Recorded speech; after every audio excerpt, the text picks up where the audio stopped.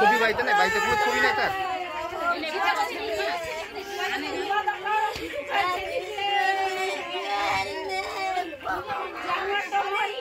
ঘন্টাখানিক লাগবে।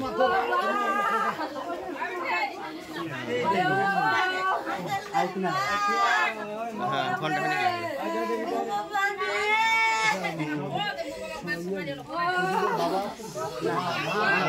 হাটকালে সাপকালি করো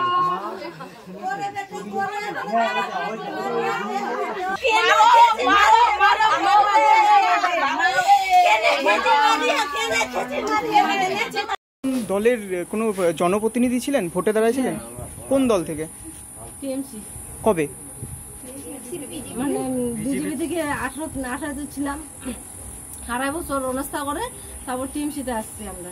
আচ্ছা, এখন আপনি তৃণমূল করেন? হ্যাঁ। কোন আগের বোর্ডে ছিলেন? আগের সামনে 23-এর বোর্ডে ছিলাম, মানে 18 বোর্ডে ছিলাম। মানে এবার শেষ হয়ে গেল পঞ্চায়েত নির্বাচন যে হলো, এবার দাঁড়াননি ভোটে? এবার দাঁড়াইনি। তার আগে ছিলেন? তার আগে আমি নিজেই ছিলাম।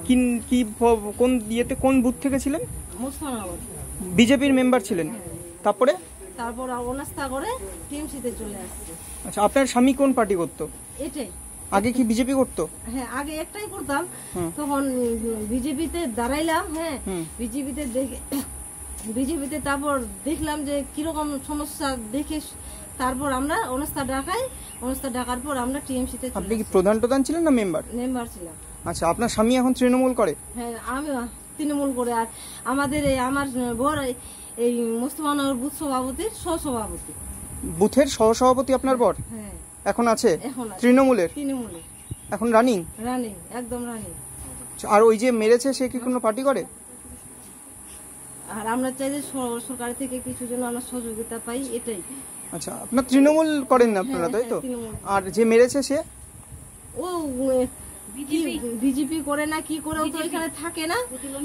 মানে যদি এখানে মাসখানেক থাকে, ও বাইরেই থাকে, তো ওর কোনো বাড়ি ঘরের কোনো অত ঠিক ঠিকানা নেই, জানিও না ওর সঙ্গে আমি সম্পর্ক।